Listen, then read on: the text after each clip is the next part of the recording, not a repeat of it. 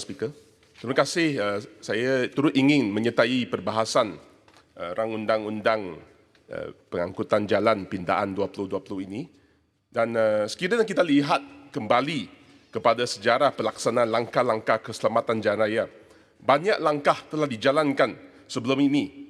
Antara lainnya, dengan izin, Safety Helmet Rules 1973, Seatbelt Rules 1978, Speed Limit Rules 1989, Motorcycle Daytime Running Headline Regulation 1992, Implementation of Specification of Protective Helmets, Semakkan Piawaian Helmet. Antara usaha langkah keselamatan jalan raya, antara lainnya peraturan tali pinggang kereta telah berjaya mengurangkan kematian pemandu dengan 58%. Walau bagaimanapun, Motorcycle Daytime Running Headline Regulation tidak begitu efektif. Cadangan pindaan undang-undang ini merupakan langkah tambahan kepada usaha di atas. Tetapi saya perlu mengingatkan kementerian bahawa penurunan kepekatan alkohol atau blood alcohol contents BAC yang diintroduce dalam melalui pindaan ini bukanlah silver bullet yang bakal menyelesaikan segala-gala masalah. Intipati Klausa 11 hard blood alcohol content BAC yang ditetapkan untuk nafas, darah, air kencing sejajar dengan WHO Pertubuhan Kesihatan Sedunia, iaitu 0.05% alkohol dalam darah, 0.022% untuk nafas dan 0.067% untuk air kencing. Menurut kajian oleh Yusri Dama, seorang calon PhD Fakulti Kejuruteraan Universiti Malaya dengan tajuk A Time Series Analysis of Road Traffic Fatalities in Malaysia tahun 2017, hanya 1.3% pemandu kenderaan yang mati dalam kemalangan jalan raya diuji secara positif terpengaruh dengan alkohol. 1.3% saja. Dengan itu, blood alcohol contents BAC bukanlah sebab utama berlakunya kematian jalan raya yang melibatkan maut.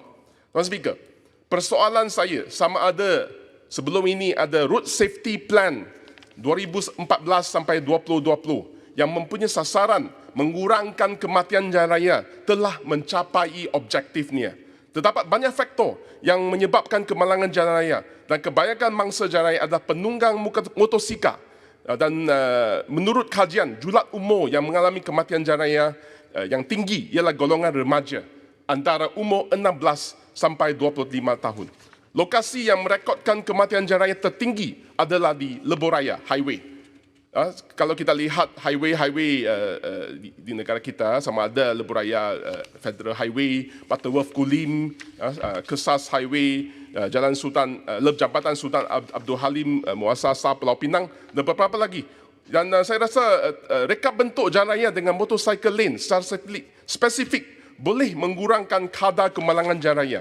Kerana satu punca kemalangan ialah konflik antara kenderaan besar, sama ada lori besar, kenderaan yang kereta bertembung dengan motosikal yang berkongsi laluan yang sama. Dan kalau kita mengikut kajian oleh Malaysian Institute of Road Safety Research, MIROS, bahawa kalau kita melabur ataupun kita membuat usaha menambahkan motorcycle lanes, dedicated motorcycle lanes yang boleh mengurangkan kemalangan jalan raya yang melibatkan khasnya penunggang motosikal dan juga penumpangnya.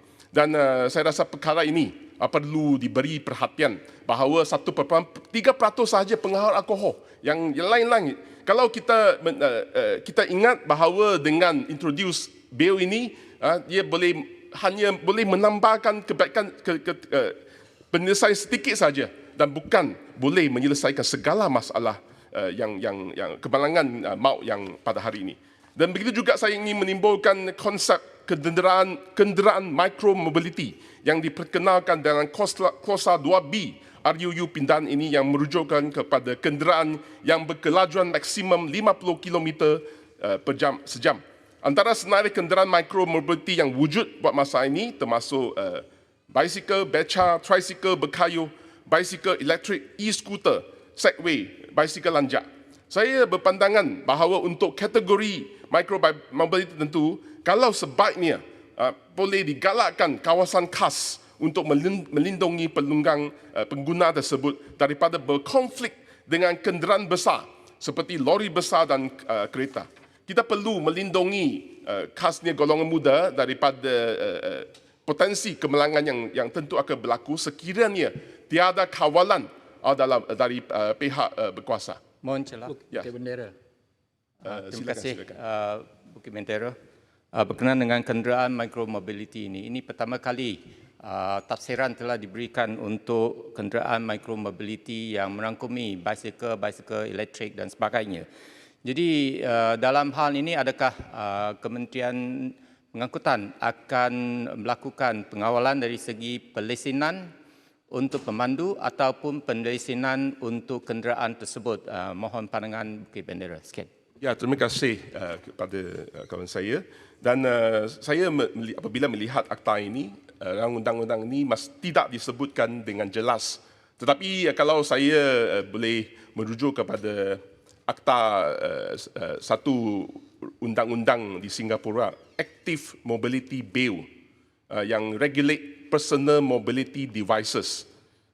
Saya rasa kita mungkin tidak menjurus ke arah itu dengan satu undang-undang yang begitu komprehensif di Singapura tentang personal mobility devices. Tapi saya rasa kita perlu ada kawasan khas digalakkan kawasan khas kerana memang kalau hari ini kita lihat banyak e-scooter di kawasan Georgetown Inner City, jalan yang sempit, e-scooter atas jalan raya. So bagaimana kita boleh regulate perkara ini? Kerana kita bukan nak menghalang e-scooter ini, tetapi kita tak mau pengguna e-scooter ini bertembung dengan kenderaan kerana berkongsi atas jalan yang sama. Wabi, Ya, sikit lumah. saya kurang masa, boleh di tempoh yang lain.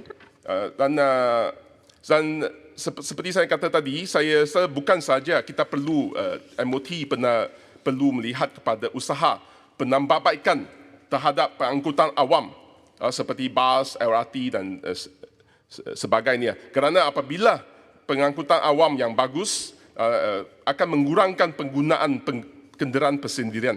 Isu-isu drink driving ini akan dapat dikurangkan secara berkesan. Dan pihak kerajaan juga saya rasa harus memberikan perhatian kepada berbagai aspek dan bukan sahaja meningkatkan hukuman ataupun banyak lagi dasar dan kerangka perlulah diteliti. Jangan gunakan alasan BAC ataupun blood alcohol content ini untuk beku lesen arak yang baru-baru ini telah dilakukan di Wilayah Persekutuan, telah dibekukan pengeluaran lesen baru. Dan saya rasa ini bukan alasannya. Ini bukan alasannya kerana kita rekod data yang menunjukkan 1.3%. Yang menyebabkan kematian ada beberapa sebab, ada banyak sebab. Dan saya rasa satu kajian ataupun satu usaha yang lebih gigih boleh dilakukan. Dan itulah ucapan saya. Dan Bendera, sikit je. Ya, silakan. Ya. Yang Dipertua, Menteri kira-kira sebulan yang lalu ada menyebut tentang kanak-kanak yang bersikap lajak ni, kalau berlaku apa-apa ini, ibu bapa yang akan bertanggungjawab. Dan Menteri ada menyebut ibu bapa boleh dipenjara, bukan sekadar denda tapi dipenjara. Jadi mohon Bukit Bendera tanyakan kepada Menteri sama ada beliau masih berpegang pada pandangan beliau yang lama. Terima kasih. Terima kasih sahabat saya. Saya rasa authority perlu menyediakan tempat rekreasi untuk anak-anak muda. Tempat-tempat yang selamat untuk penggunaan bicycle, tempat-tempat yang selamat untuk penggunaan e-scooter dan bukan untuk meletakkan beban yang begitu berat ke atas ibu bapa. Itu saja ucapan saya. Sekian, terima kasih Tuan Speaker.